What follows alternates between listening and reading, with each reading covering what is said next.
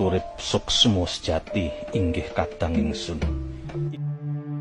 Keris Empu Gandring adalah senjata pusaka yang terkenal dalam riwayat berdirinya Kerajaan Singhasari di daerah Malang, Jawa Timur sekarang.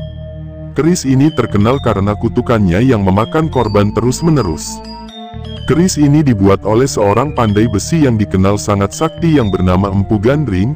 Pusaka ini dipesan oleh Ken Arok, salah seorang tokoh penyamun, yang menurut seorang Brahmana bernama Logawe, adalah titisan Wisnu.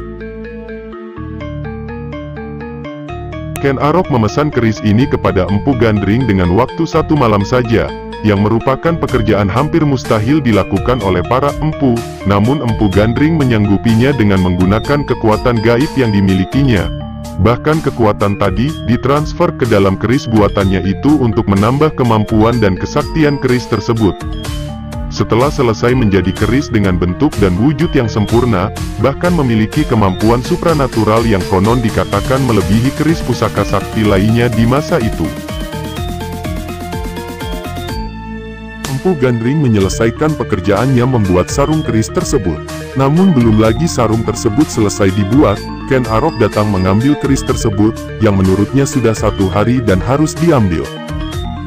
Kemudian Ken Arok menguji keris tersebut, dan terakhir keris tersebut ditusukkannya pada Empu Gandring, yang konon menurutnya tidak menepati janji, karena sarung keris itu belum selesai dibuat. Dalam keadaan sekarat, Empu Gandring mengeluarkan kutukan bahwa keris tersebut akan meminta korban nyawa 7 turunan dari Ken Arok. Dalam perjalanannya, keris ini terlibat dalam perselisihan dan pembunuhan elit kerajaan Singhasari, yaitu terbunuhnya Tunggul Ametung. Tunggul Ametung adalah kepala daerah Tumapel, cikal bakal Singhasari yang saat itu menjadi bawahan dari kerajaan Kadiri, pada masa pemerintahan Kertajaya, raja terakhir kerajaan ini. Tumapel sendiri adalah pecahan dari sebuah kerajaan besar, yang dulunya adalah kerajaan Jenggala yang dihancurkan Kadiri, di mana kedua-duanya awalnya adalah satu wilayah yang dipimpin oleh Airlangga. Ken Arok membunuh Tunggul Ametung untuk mendapatkan istrinya yang cantik, bernama Ken Dedes. Ken Arok sendiri saat itu adalah pegawai kepercayaan dari Tunggul Ametung, yang sangat dipercaya. Latar belakang pembunuhan ini adalah karena Ken Arok mendengar dari Brahmana Logawe, bahwa barang siapa yang memperistri Ken Dedes akan menjadi raja dunia dan menurunkan raja-raja besar di tanah Jawa. Sebelum Ken Arok membunuh Tunggul Ametung, keris ini dipinjamkan kepada rekan kerjanya, bernama Kebo Ijo yang tertarik dengan keris itu dan selalu dibawa-bawanya kemana-mana untuk menarik perhatian umum. Bagi Ken Arok sendiri peminjaman keris itu adalah sebagai siasat agar nanti yang dituduh oleh publik Tumapel adalah Kebo Ijo, dalam kasus pembunuhan yang dirancang sendiri oleh Ken Arok. Siasatnya berhasil dan hampir seluruh publik Tumapel termasuk beberapa pejabat percaya, bahwa Kebo Ijo adalah tersangka pembunuhan Tunggul Ametung. Ken Arok yang saat itu adalah orang kepercayaan Tunggul Ametung, langsung membunuh Kebo Ijo yang konon, dengan keris pusaka itu.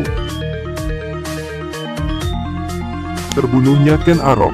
Setelah membunuh Tunggul Ametung, Ken Arok mengambil jabatannya dan memperistri Ken Dedes yang saat itu sedang mengandung, dan memperluas pengaruh Tumapel. Sehingga akhirnya mampu menghancurkan kerajaan Kediri. Ken Arok sendiri akhirnya mendirikan kerajaan Singhasari. Rupanya kasus pembunuhan ini tercium oleh Anusapati, anak Ken Dedes dengan ayah Tunggul Ametung. Anusapati yang merupakan anak tiri Ken Arok, mengetahui semua kejadian itu dari ibunya, yaitu Ken Dedes dan bertekad untuk menuntut balas.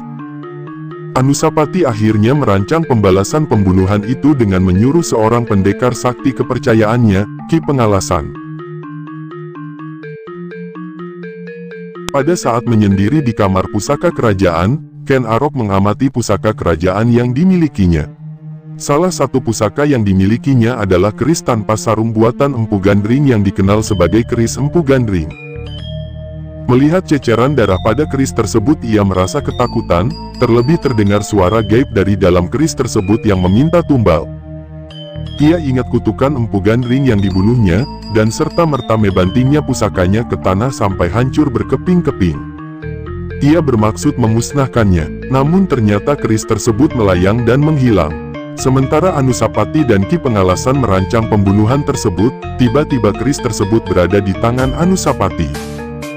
Anusapati menyerahkan keris kepada Ki Pengalasan yang menurut bahasa sekarang, bertugas sebagai eksekutor terhadap Ken Arok. Tugas itu dilaksanakannya dan untuk menghilangkan jejak, Anusapati membunuh Ki Pengalasan dengan keris itu. Terbunuhnya Anusapati. Anusapati mengambil alih pemerintahan Ken Arok, namun tidak lama. Karena Tohjaya, putra Ken Arok dari Ken Umang akhirnya mengetahui kasus pembunuhan itu, dan Tohjaya pun menuntut balas. Tohjaya mengadakan acara sabung ayam kerajaan yang sangat digemari Anusapati. Ketika Anusapati lengah, Tohjaya mengambil keris Empu Gandring tersebut dan langsung membunuhnya di tempat. Tohjaya membunuhnya berdasarkan hukuman di mana Anusapati diyakini membunuh Ken Arok. Setelah membunuh Anusapati, Tohjaya mengangkat dirinya sebagai raja menggantikan Anusapati. Tohjaya sendiri tidak lama memerintah. Muncul berbagai ketidakpuasan baik di kalangan rakyat dan bahkan kalangan elit istana yang merupakan keluarganya dan saudaranya sendiri, diantaranya Mahisa Campaka dan Diah Lembutal. Ketidakpuasan dan intrik istana ini akhirnya berkobar menjadi peperangan yang menyebabkan tewasnya Tohjaya. Setelah keadaan berhasil dikuasai, tahta kerajaan akhirnya dilanjutkan oleh Ranggawuni yang memerintah cukup lama dan dikatakan adalah masa damai kerajaan Singasari. Sejak terbunuhnya Tohjaya, keris Empu Gandring hilang tidak diketahui rimbanya. Keris Empu Gandring ini menurut beberapa sumber spiritual sebenarnya tidak hilang. Dalam arti hilang musnah dan benar-benar tidak ketahuan keberadaannya. Di akhir hayatnya di ujung keris buatannya sendiri, Empu Gandring mengutuk Ken Arok, bahwa keris itu akan menelan korban 7 turunan dari Ken Arok.